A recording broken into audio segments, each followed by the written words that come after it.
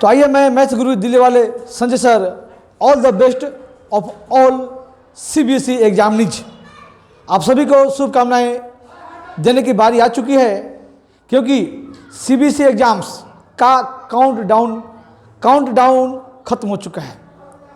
आपकी उल्टी गिनती खत्म हो चुका है और कल ही आपका एग्ज़ाम है।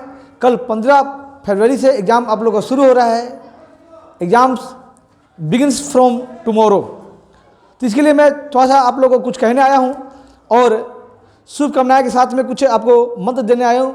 इस बार बहुत सारे सीबीएसई ने चेंज भी किया है, कई क्राइटेरिया आपका चेंज हो गया है। एग्ज़ाम शीट, ये जो आंसर शीट मिलेंगे उसमें कुछ चेंजिंग आया है।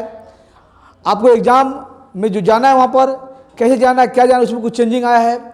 जो रफ वर्क करते थे उसमें भी सावधानी बरतना है। आपको अनफेयर कोई भी रिटर्न नहीं होना चाहिए, उसमें अनफेयर कोई भी रिटर्न नहीं होना चाहिए। अगर ऐसा होगा, पकड़े गए, तो आप वहाँ पर एक्सपेल्ड हो सकते हैं 2 साल के लिए। आपको रफ वर्क जो करना है उसमें लास्ट में क्रॉस लगा देना है। राइट हैंड में जो कॉपी होती है उसमें रफ वर्क करना है। क्वेश्चन पेपर पर, हालांकि पहले से था, क्वेश्चन पेपर पर इस बार स्ट्रिक्टली लिया जाएगा, कुछ भी नहीं लिखना है, क्योंकि जितने भी एग्जाम हॉल है सब में सीसीटीवी कैमरे लगे होंगे। तो सारी सावधानियां बरतना है। और पेपर भी, एग्जाम से भी जो होंगे, जो भी क्वेश्चन से आएंगे, इस बार कौशल विकास पर ज़्यादा ध्यान दिया गया है। डेट मीन्स की कंसेप्चुअल क्वेश्चन पर ज़्यादा ध्यान दिया गया है। रटने वाले क्वेश्चन पर, वर्ड टू वर्ड जो बुक में होता है वो क्वेश्चन कम आएंगे इस बार।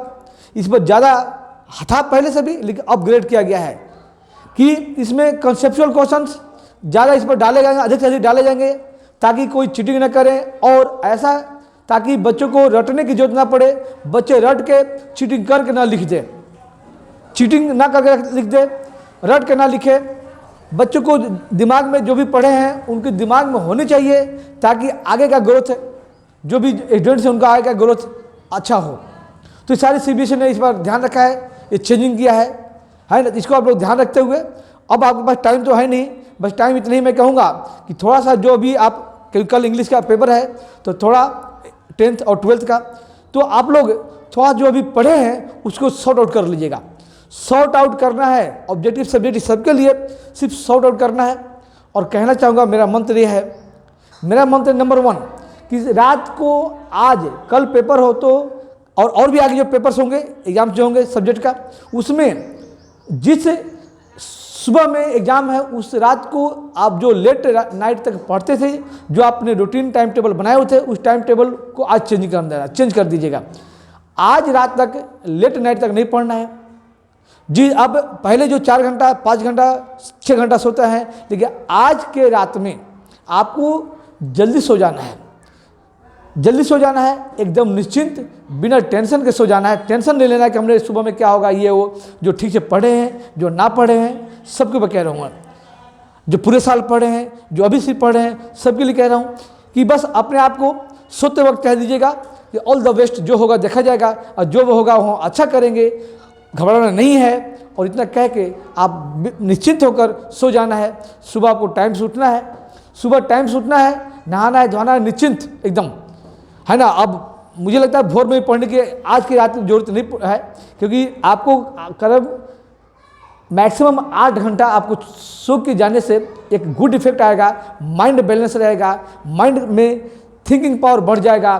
कम सोओगे, थिंकिंग पावर घट जाएगा, माइंड अनबैलेंस हो जाएगा, माइंड मेंटल टायर्डनेस आ जाएगी।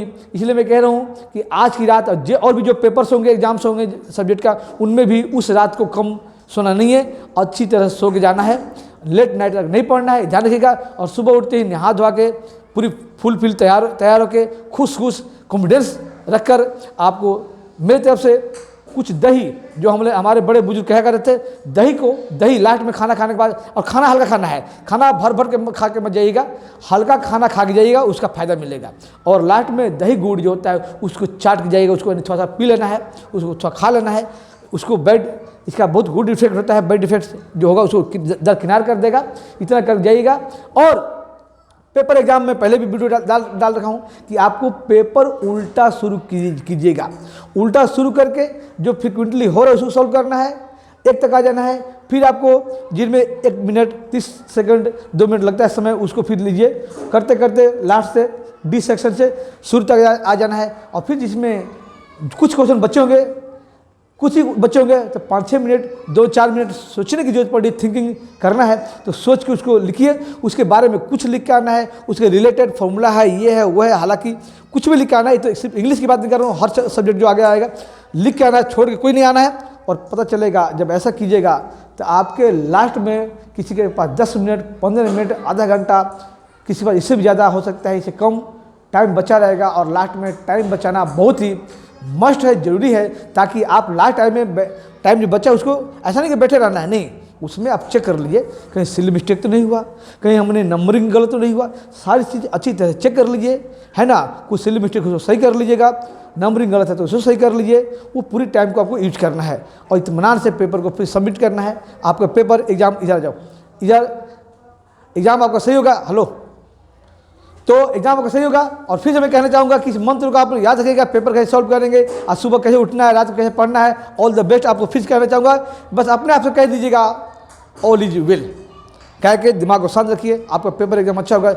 आपको फिर से ऑल द बेस्ट फिर से मैं कहना चाहूँगा। जय हिंद।